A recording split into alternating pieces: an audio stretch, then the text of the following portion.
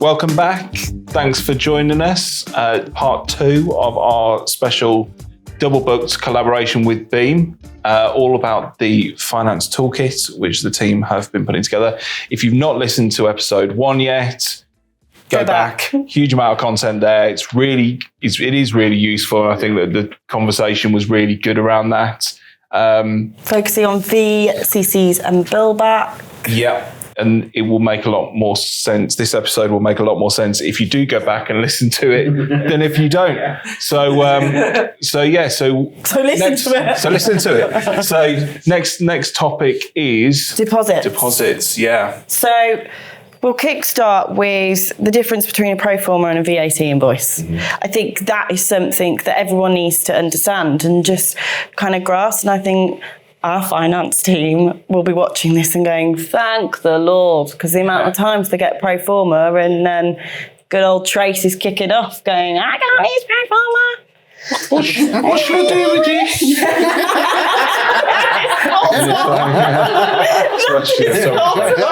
Not that she'll be listening, but so does anyone want to kickstart with that from your side? Not receiving a pro forma and I don't know. I think you both have an opinion of that. So in relation, I know most venues, and I think it's a historical thing, would produce a pro forma invoice for a deposit, which doesn't have any VAT on. However, HMRC don't treat that correctly. It isn't the correct way of doing it. Because we're being invoicing out the client, it needs to be an actual VAT invoice. I know why hotels treat it that way, because it means that they're not having to declare the VAT at that point of receiving that payment and raising that invoice. However, we have had some ruling, or Beam have had some ruling on this with HMRC, and it actually needs to be a VATable transaction, even though it's a deposit payment. But it can say this is not a full VAT invoice. Yes. Or a final VAT invoice. Yeah, exactly. So it can state on there that this isn't, we're not saying that this is the final bill. You need a breakdown. But you need a VAT breakdown. Exactly. And I think that's important, is HMRC. This is coming from them. Yeah. No offence to Beam, love you to pieces, but it's not just Beam telling you to do it. This is HMRC saying this is how you do it. And we've got to kind of start using that. One question is, where does the word pro forma then come in? Is that some of the language that we need to forget? Because it always needs to have the VAT breakdown. Because where that kind of feels like it's been around since God was a boy. I think it's been around for a long time, and it's a way of deferring the VAT element until the final thing happens. At the point of payment, it then becomes... It becomes a tax invoice. It becomes a supplyable transaction. So therefore, that should just be what we are all taking away from this one. Ultimately, that just needs to be... forget that dialogue. The argument we sometimes get when you're talking to hotels, they're saying, well, the event might not go ahead. So that is why we're not accruing for the VAT. However, normally the deposit payments are normally the amount that is non-refundable anyway. Yeah. So it would still be a VATable transaction. So it doesn't matter because... it doesn't. Yeah. That's the thing. It doesn't matter because... And even in a very rare case that, that is refunded, there's a credit note. There's a credit note that's a VAT. They get the VAT back. Yeah. So for point of clarity then, what's the difference between the deposit and the prepayment? Is it the same thing? Well, essentially. It's a request for payment. It's a request for payment. It's in advance of an event. Wow, we try to. It is quite simple, but people just think. You see. No, you're right though. It's you two especially being finance directors. This is your bag. This is what you do. Us three are really guests here, I would say. Although we do know a little bit about it, But we're passengers in this part. very much so. But, this is an education thing. It is, absolutely. In regards to making people understand that actually this is just how it should be done. And, it's not that you're being difficult as an agent or as a purchaser. You're doing what HMRC are guiding you to do. So yeah. And again, the toolkit, which is what we're here to talk about, really, is exactly that. It's a toolkit. It's not us telling you what to do. It's not, you must abide by these. It's saying this is best practice. This is what we should all be doing. And a lot of it, as you've touched on, HMRC has guided on it. Yeah. So it's just educating that to the right people, exactly. And it reaching the right people, really, so that it all flows through and it's all done correctly. A bit of a takeaway from it as well is we've got to then look at how our system's generating everything, because again, there's automation in our world. So actually, is there a template that everyone's told to copy that has the word pro forma and no VAT breakdown? So is there a conversation that then goes, please go and have a look to see, because actually, and I know we're saying it's guidelines, but it's kind of not. It's kind of the rules. So, I kind of it's proactively encouraged, but no, you kind of need to do it. But that's a nice way of putting it. Just do it. A question on deposits as well. Are they commissionable? Oh, silent!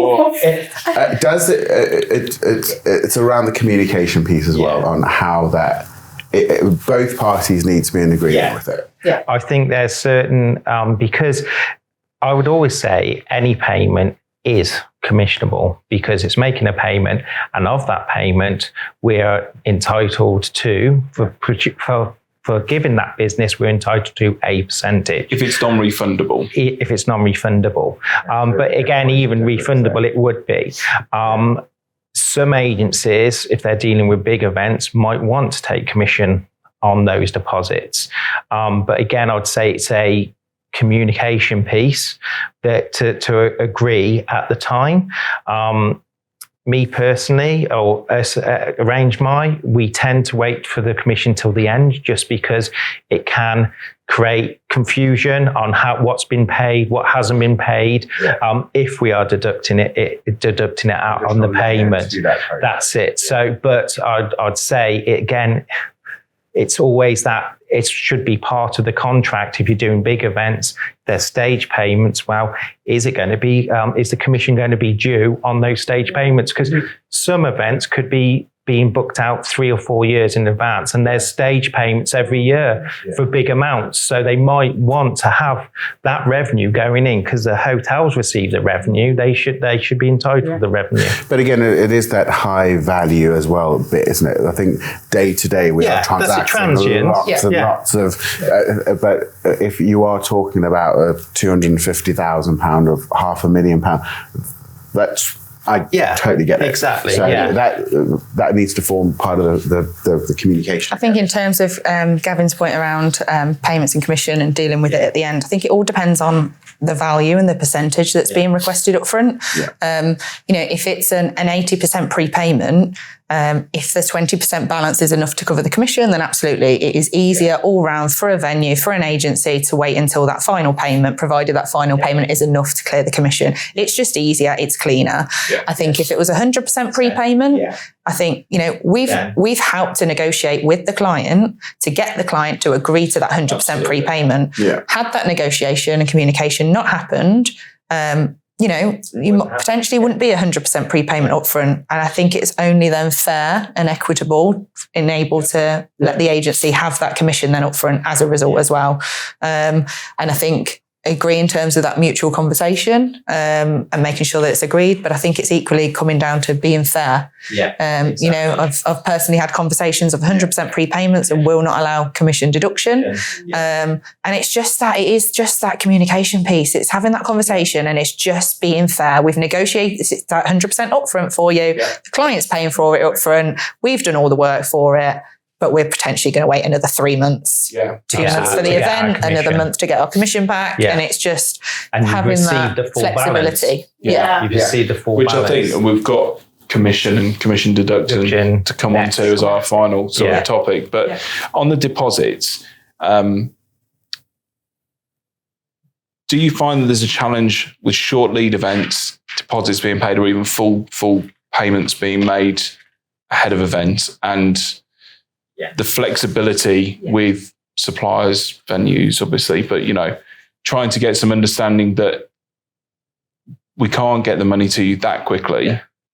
The thing we discussed earlier, you'll have in first episode, you have negotiations, you're sorting out a contract, and it's been going on for months.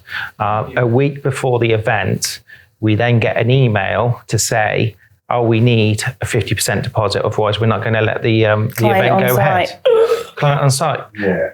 But this has been going on for 6 months. Yeah. No communication, and now you're practically holding us to ransom because you're saying no, you won't put them on. My question is, sorry, just on that. I mean, say you've got a 300-person event. From a venue point of view, are you really going to turn the client away? Why even cause that drama? If you just simply say, look, we really need payment. We should have done this. We really need payment up front. Can we just have a quick chat to work around how we can get this sorted? Instead of threatening me for my client to not go on bloody site. In the previous episode, we did say that should all be laid out right at the start. At the front of the process. So there should always be the point of the whole contract is that we all then have an anchor point to kind of go, this is what both parties have agreed. So therefore, if a venue is saying that 5 days before, they're not following the terms of what's been agreed. So actually, there's a little bit of responsibility. It's because that payment thing doesn't tend to be into the original contracts. Right. They don't have it, and they have the event, and then it gets passed to their finance a week before saying this event, and then they suddenly say, oh, you should have done a deposit. And this isn't just on venues as well, saying, well, you're asking us a week before. I mean, I'm going to be completely open and honest and say there have been occasions with us that we've passed on, I mean, even with the late charges, we've passed on invoices and the client hasn't paid us. So I've had to be like, I've got to be honest, the client hasn't paid me. I can't give you a dime. Yeah. There was an instance that we did pay part of the payment out of our own bank because we just wanted to keep that safety for the venue and make the venue feel safe. I think the key to that is communication, isn't it? Communication, just saying, look, we're going to do this. This is going to come off our own back because the client hasn't paid us, but we understand the stress that you're under too. Yeah. It wasn't a small amount. Through this together. It was tens of thousands. Yeah. But so from the venue's perspective, if the contract states out those terms, then it is the agent's obligation to then get in those monies, and that's the bit that you bring to the conversation. Totally agree. And the process. So when we're talking they are clangers, but communicate about it. When we're talking shortly, though, how do we get over that hurdle? Because is there almost an obligation or ownership from the venue supplier, to understand that at the very start and decide whether they want to accept that particular piece of business? So if you have a call from a client and they say, right, we need a room tomorrow at 9:00, I can get you a PO number or whatever it might be, but I can't get funds to you, then you've got a choice at that point. So where does the responsibility lie in that? You've got to understand how that works. I think the venue needs to understand that you are invoicing a customer, that goes into a payment process. So understand that process. 100%. And there are relationships that we have, and there has got to be a certain trust element. But I also get that people don't want to take on that kind of risk. Mm-hmm. But again, I think you've got to have the conversation at the beginning, because if that is the process that's going to be, and the venue cannot facilitate that, you are going to have to go somewhere else. Aren't you? So isn't that ultimately what, if it can't tangibly happen, then, and the venue is insistent on it, well, then the venue can't take the business.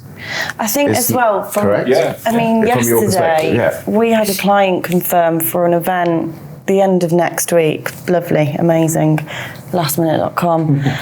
But it's again, the venue have been like, okay, because it's so last minute, we need payment tomorrow. Yeah. How the hell am I going to get that? It is from the start. And I've said, well, okay, so we have to charge our client, invoice the client then pays me, blah, blah, blah, blah, blah.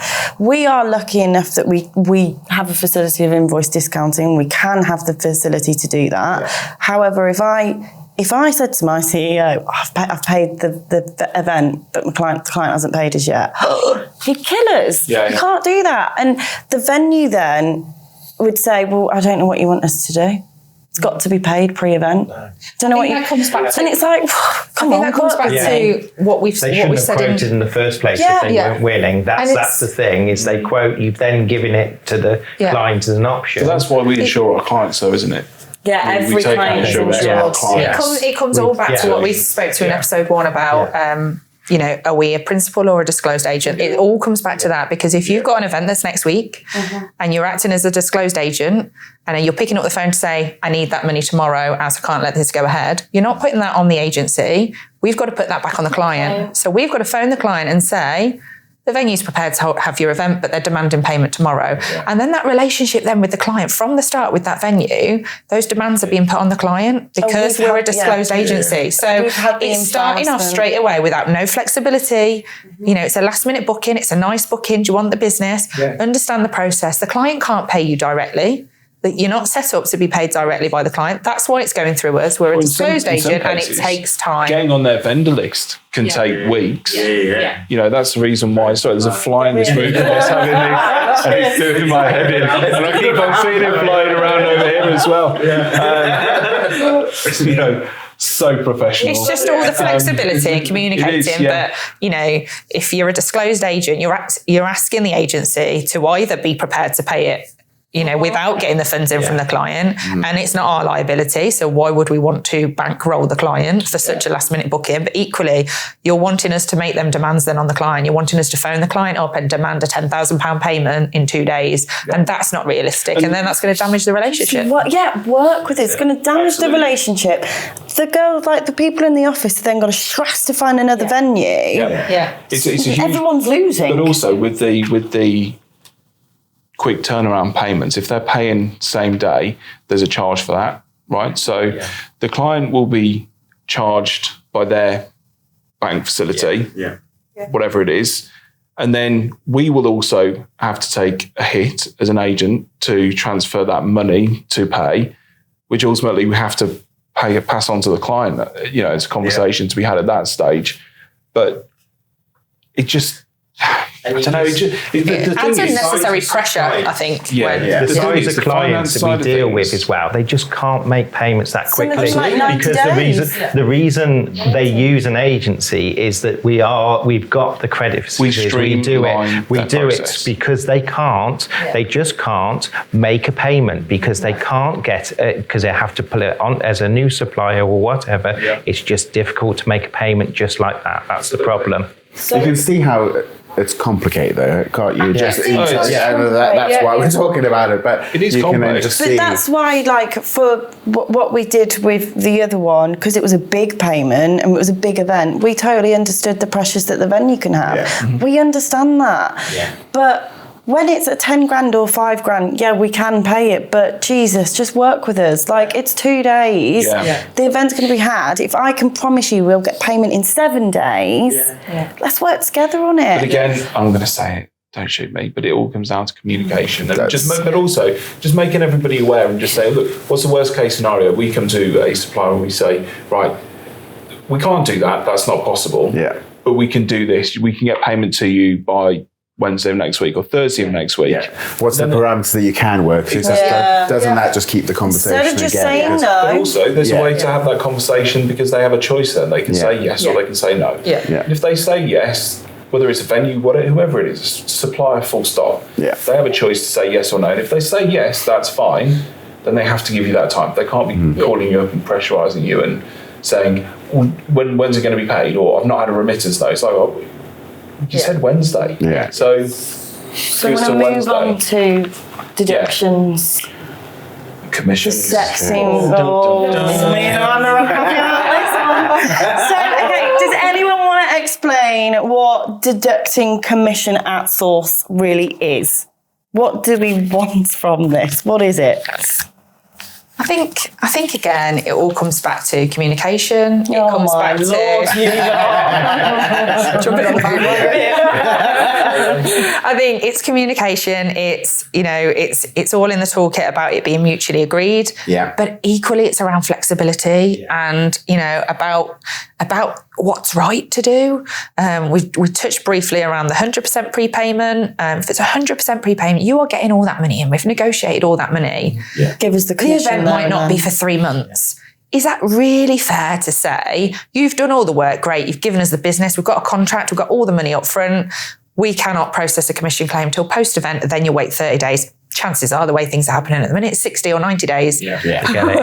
A whole other conversation. But, is that fair when we've done all of that work up front in terms of staffing, we've negotiated, we've got all your contracts sorted? And there is also an efficiency around it. We're passing invoices and emails and chases. And there is an efficiency on both sides of the Absolutely. thing. The paper trail's there. So you'd have a commission claim or a commission invoice. So we need the invoice. You've got the invoice. So we can deduct at source and provide you with the paperwork, paper trail, so you can, reconcile it your side. It saves the finance teams duplicating work because it just seems like. So what are the challenges around it then? Why don't venues want to do it? I don't think that. So we do. Sorry. we do because I do see that. I see the efficiency side of it, but do we talk about it enough between both sides? Because there must be a part where you think, See, I think the thing is, like I always say to venues, I'm like, fine, okay, if you won't accept deducting a commission, it does mean that as soon as our commissions are due, you will not receive a single penny from us until they're paid. Yeah. So what? Because my team know that if we've got commission that's older than invoice due, then we don't make payment. So there could be a commission invoice that's £20. There could be £10,000 worth of debt that is owing, but that commission's older, so we stop payments. Yeah. But if you agree a commission deduction, we can then release payment and we can pay you and deduct the commission. Yeah. You're getting payments quicker. Do you know what we do as well? Sorry, to be really naughty. Maybe. So venues love a credit check. They always like, we'll credit check you. So our CEO a couple months ago. That's how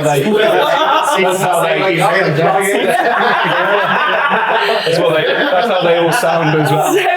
So we were told, right, if they're not going to do commission on deduction, how? Let's credit check them back. Yeah. So that's what we've done. We've gone back, credit checked a venue. There have been a couple of venues that haven't passed. We wouldn't get credit on them. They owe us maybe 10 grand or something like that. And we've said, sorry guys, you've not passed credit 7 days. You haven't got credit with us, and yet you have got credit with us because you're not going to pay us for X amount of days, which is a challenge. We don't want to do that, but it makes. But I think life simpler, doesn't it? I'm doing a U here. It's not the shoe fits both feet. What's don't ask me.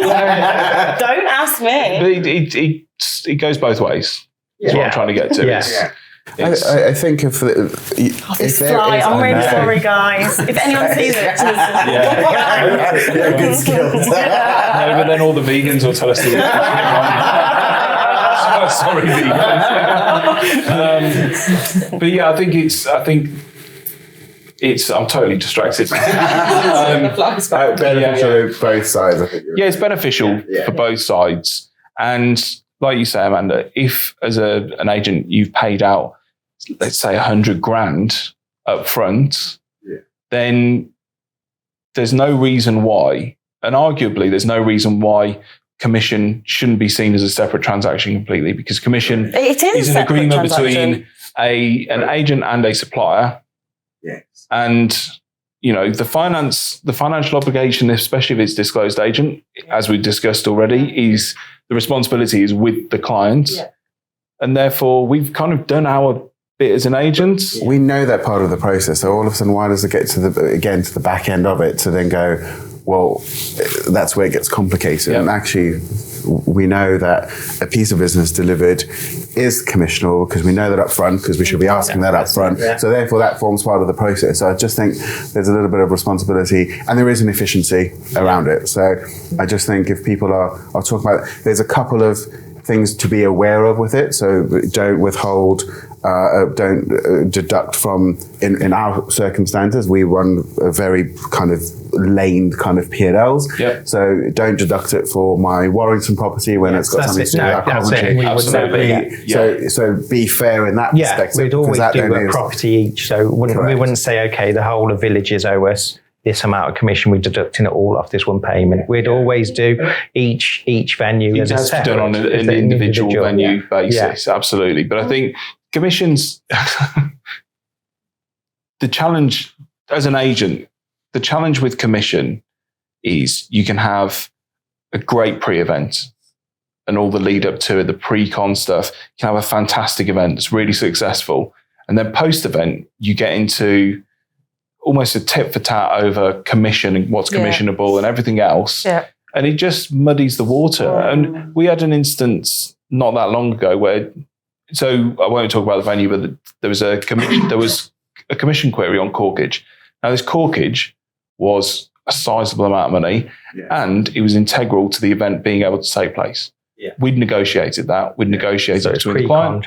Pre-contract. It was all done and dusted and it was on the contract as commissionable. And then at the end, they tried to claim that it wasn't commissionable.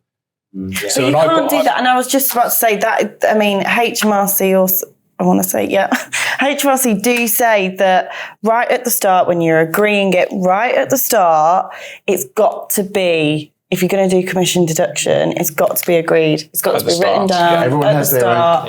But everyone has their own commission process and what is included and stuff. So that shouldn't, you can't be flicking both. For me, the contract is the contract, and that's why we do it. So therefore, it's got to be on it. So absolutely. Yeah. Will you book the venue again? Yeah, we have. That's good. But it was sorted out. I wrote a very strongly worded email and said, I actually said, I find it offensive that you're refusing to pay commission on this element. There's me going, never again. And he's like, Jeff, this is why it works.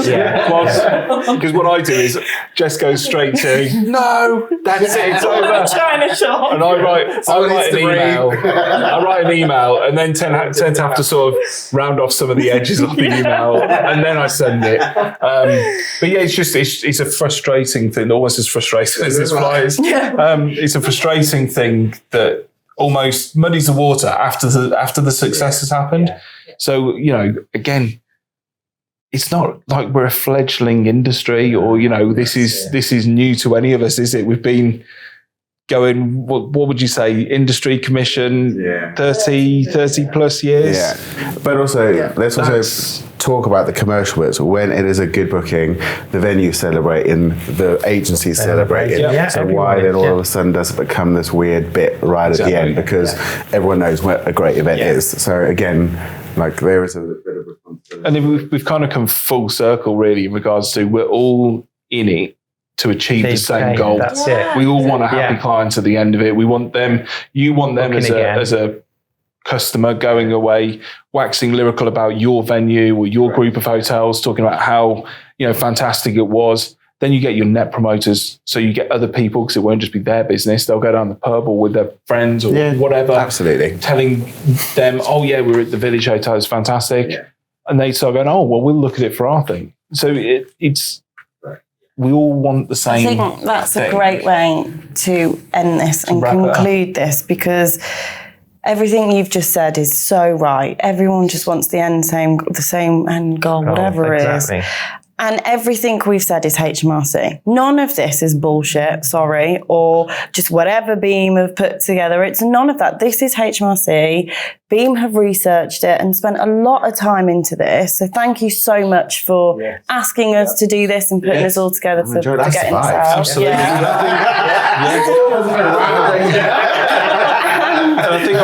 I think I'm right in saying as well that this isn't just going to be available for Beam members. So anybody you could have told across me that industry. beforehand. We would have got made. Yeah, being members will get first dibs, obviously, because that's the point of being a member. But at the same time, anybody from any other association or who's not part of an association or group who wants that information, just reach out to somebody, reach out to me. Either of the Juleses.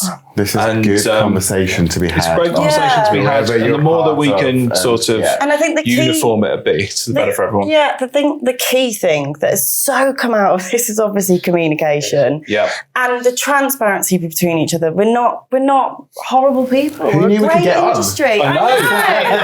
Who knew finance were nice people?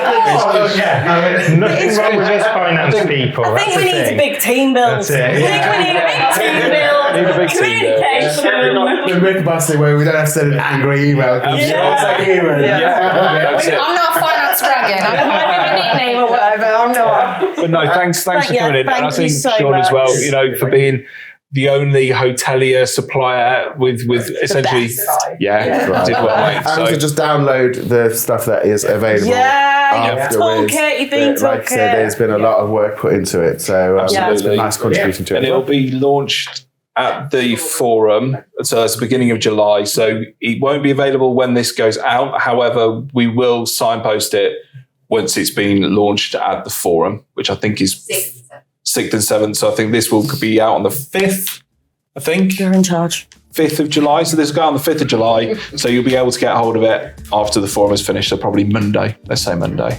Thank you so Great. much, guys. Thank Thanks you. all. Cheers. Thank you. Thanks everyone. Bye.